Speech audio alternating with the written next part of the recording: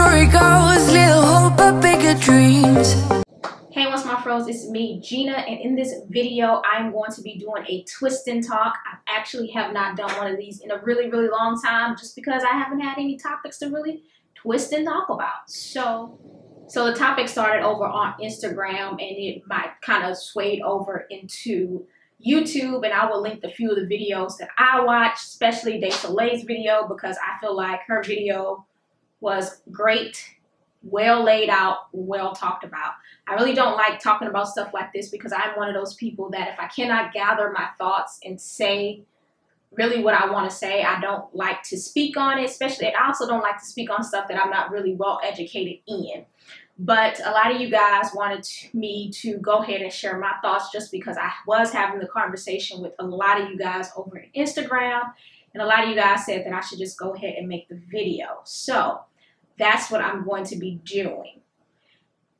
Now, I am going to say that this conversation started off such a healthy conversation that I was interested in. I'm not gonna lie, I was very interested in the conversation, where it was going, because the conversation basically started off by, I think the company is Cause of Nature. I've never heard of the company until this incident, I'm gonna be honest. She was basically saying how like Cream of Nature pretty much stole the ingredients of her product, and she was like, you know, when this happens, you have, you know, people stop pretty much buying their products and they lose shelf space, and then that kind of expanded over into the owner of Bask and Bloom was kind of explaining like basically what it means to be in these stores. And you know, it's sometimes a lot of people look at being in these stores as, oh, we made it for small brands, when brands have been known to go bankrupt because they went into stores, and how you shouldn't go into stores if you're really not ready and you're really not making those sales to go into stores.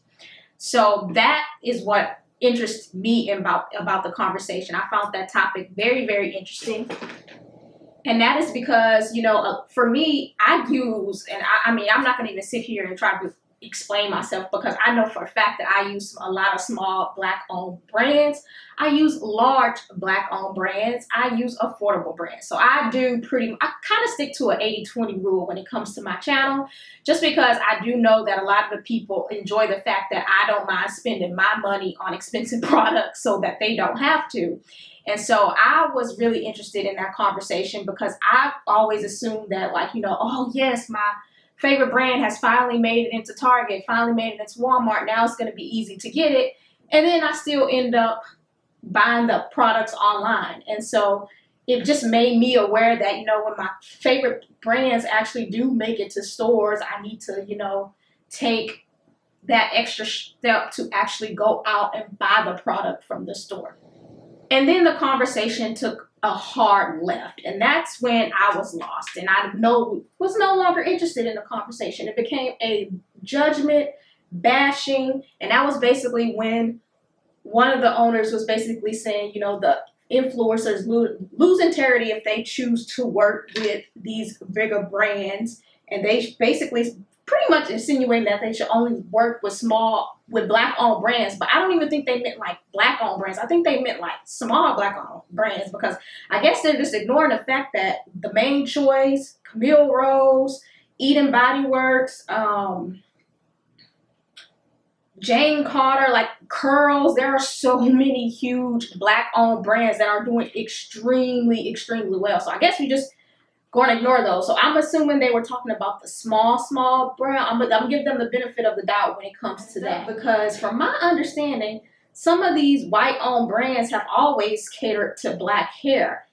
Yes, back when it was relaxers and nobody you know, was really wearing their natural hair, but I mean, they were still making products for relaxed hair. They was making products because that's what Black women was doing. So, hey, let me make some products to cater to Black women with relaxed hair. And then when Black women started to go natural and natural hair became a thing, they start catering to natural hair. Now, the only difference is, like, in the last year or two, you have seen them really step up in expanding the Cream of Nature's, I don't really use Cantu. I haven't used Cantu since I first went natural, so I don't know if Cantu is expanding their line. But you have Cream of Natures, you have the African Pride, you have all those, the As I Am, you have those starting to expand their lines because one, they realize I can't compete with, I'm not going to be able to compete with these natural hair companies if I don't get creative in the type of collections that I bring. Now, that doesn't take away from the fact that yes, some of these companies do steal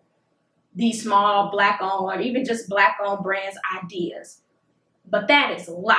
People steal people ideas all the time. You have people going to court because people stole patent ideas. So that is something you have to get used to. But I feel as though if you believe in your product, you know the saying from Bring It On, try to steal off, but you look like shit. We the ones who are down with it.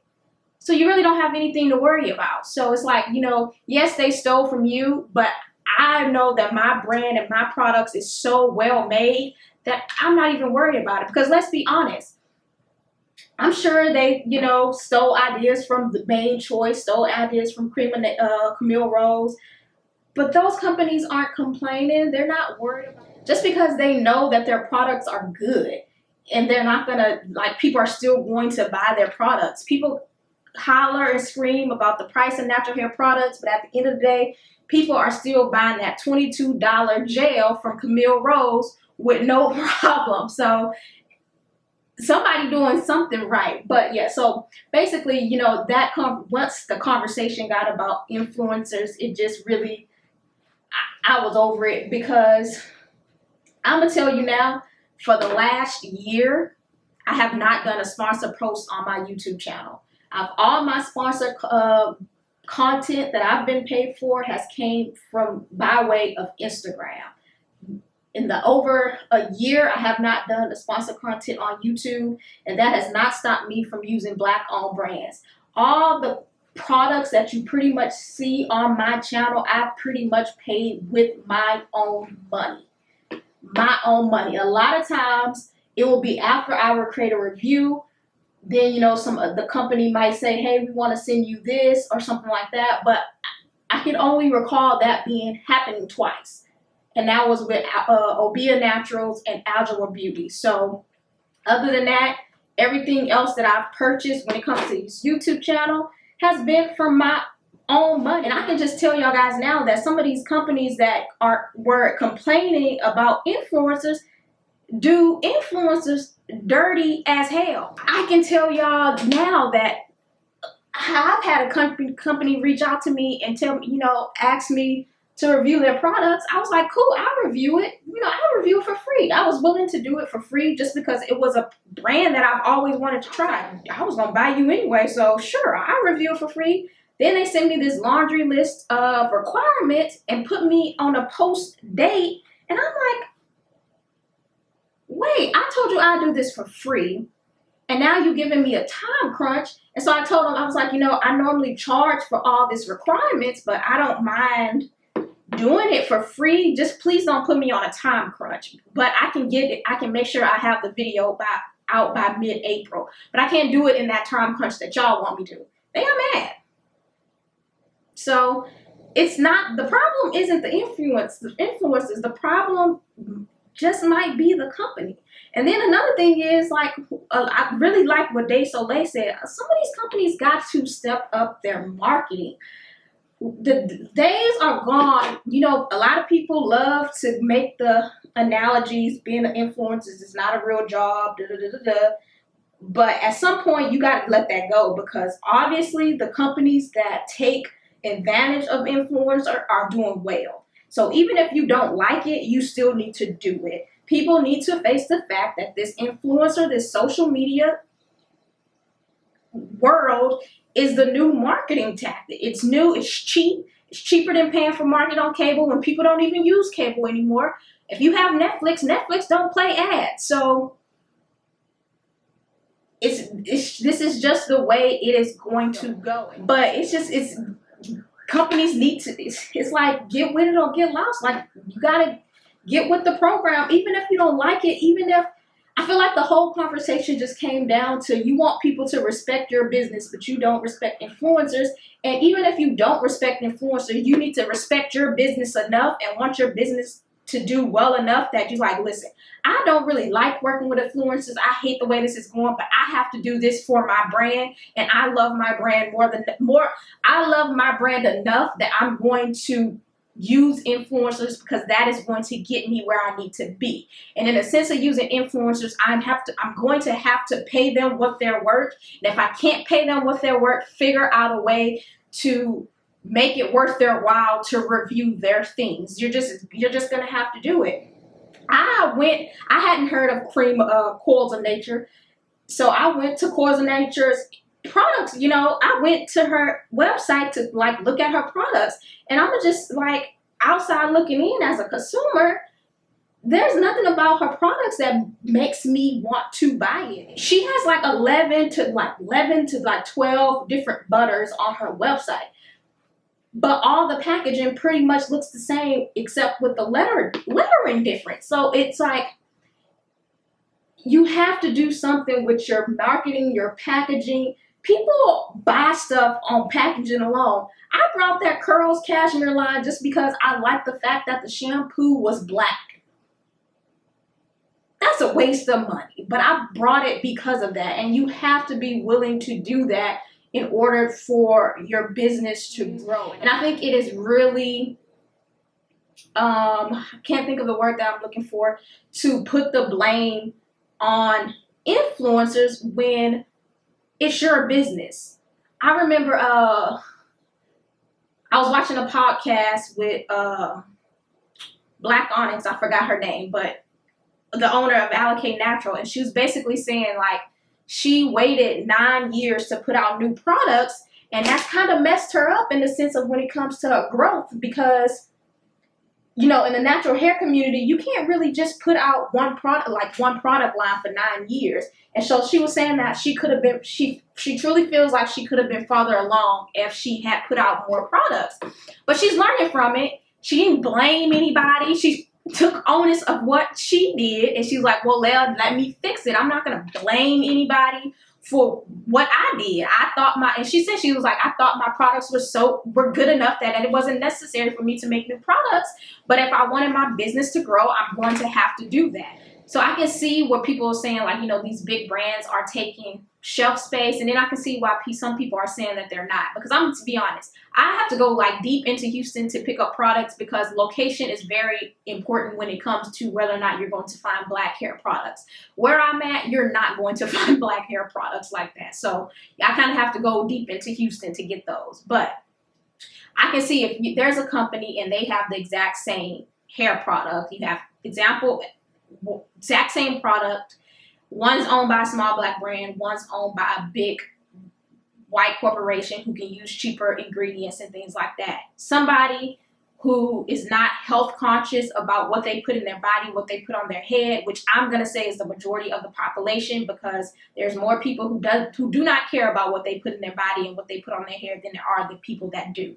So they're definitely going to pick up the cheaper brand. They pick up the cheaper brand. Nobody's buying the more expensive brand, which is actually owned by a black owner, a black small business. And Target, Walmart is going to be like, this is not selling. We're going to move it over so that we can put another company's product that is going to sell. So I can see where from a business side that comes, but I just feel like it as, okay, well, you know that is happening.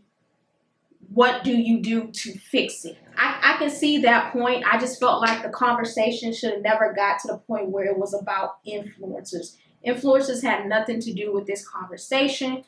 Honestly, I think that this was a conversation for pretty much small business owners who, you know, maybe they needed a support group or something saying, you know, what can we do to make sure that we stay on these shelves? What are you doing? You know, seeing if, I don't know how this small business world works. I don't know if these company girls who own these businesses are really as women empowering as they say they are.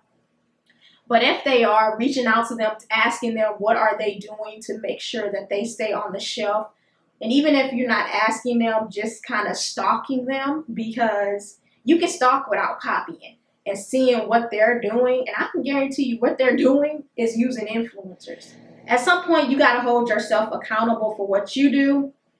Like I just truly don't believe that just because an influencer decides to work with big brands like Suave, Pantene, that means they're selling out or anything like that. Because I can guarantee you, if you look at some of the girls who did do that sponsored content, you can go check out their channel, and they have reviewed small brands, and they have used those companies before. So why shouldn't they work with them when they do something? If they use those companies before when it wasn't necessarily geared to Black people, but now they're making products with ingredients that are geared towards Black hair, why wouldn't they use it if they've been using it before? I use the Suave clarifying shampoo because honestly, that is the best clarifying shampoo I've ever used, hands down. And I've been using it for since I started my hair journey for when I clarify, because all the time I don't want to make no bentonite clay. So,